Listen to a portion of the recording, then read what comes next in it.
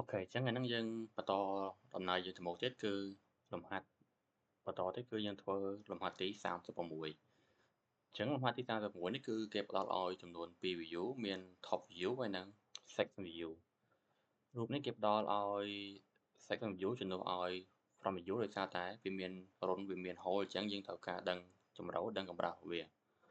ពេលចាប់ផ្ដើមយើងចាប់ផ្ដើមដោយរង្វង់ដែលមានកប់ចិត្តចំនួន120កម្រាស់20ហើយអញ្ចឹងរង្វង់ប្លង់យកទៅការ top plan 120មីលីម៉ែត្រអូខេឥឡូវខ្ញុំមើលទៀតអញ្ចឹងដោយសារក្នុងនេះវាមានប្រហែលជា hole ប៉ុន្តែទាំងនេះខ្ញុំអត់focus ទៅលើ hole នឹងច្រើនទេខ្ញុំគូដាក់កម្រាស់មកតង់សិនអញ្ចឹងដាក់កម្រាស់20សិនអូខេ20អញ្ចឹងបន្តមកទៀតខ្ញុំមើលថាតើរង្វង់របស់យើងគឺមាន hole ចំនួនប៉ុន្មានទៀតគឺរង្វង់ hole ធំនេះចំនួនមានរង្វង់2ដោយសារវាប្រហោងអានេះគឺមើលទៅគឺ50ហើយនិង45អូខេកម្រាស់វាគឺ6050 45ខ្ញុំរើសយក view មួយនេះហើយយកពី Arc Center 50 45អូខេប៉ុន្តែយើងដឹងថារូបរបស់យើងគឺតាមរយៈ section cut នេះគឺវាធ្លុះអញ្ចឹងខ្ញុំតម្លេចឲ្យខ្ញុំ cut ទាំងអស់វាមួយសិនមកហើយកម្រាស់របស់វាគឺ60ពីលើផ្ទៃនេះ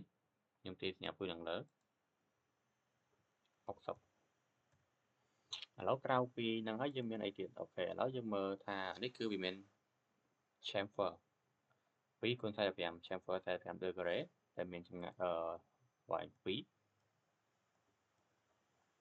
ហើយខ្ញុំប្រមូល chamfer equal setback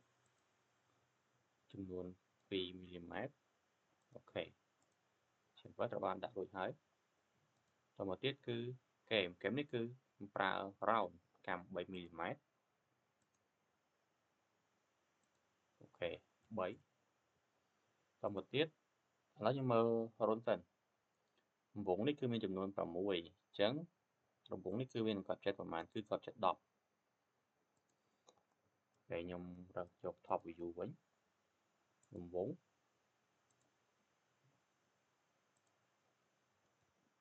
10អូខេចម្ងាយវាគឺពីរង្វង់នឹងមកដល់កណ្ដាល45ភាសានេះគឺ90ទេខ្ញុំចែកពីគឺ45ខ្ញុំคลิกលើរង្វង់ធៀបជាមួយនឹង origin គឺ45ឥឡូវខ្ញុំ pattern ឬក៏ rotate ដោយប្រើប្រភេទ 2D ឬក៏ sketch ខ្ញុំប្រើ rotate ពីលើរបស់ដែលយើងចង់ rotate Arc Center ហើយចាប់ផ្ដើមអូខេខ្ញុំគូពីដោយសារនេះមានចំនួន6អញ្ចឹងជំហានវាគឺ60 degree យើងយក3ដល់6ចែកយ៉ាង6មកឃើញជំហានវាអូខេ select មកជា control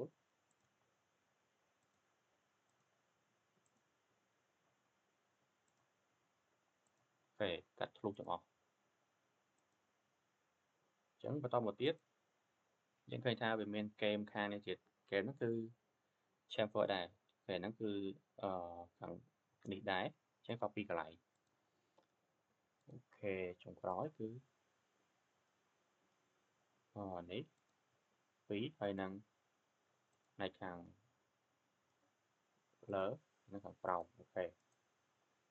ញ្ចឹងដូចជាប៉ុណ្្នឹងឯងលំហាត់មួយនេះអូខេអស់ហើយអរគុណច្រើន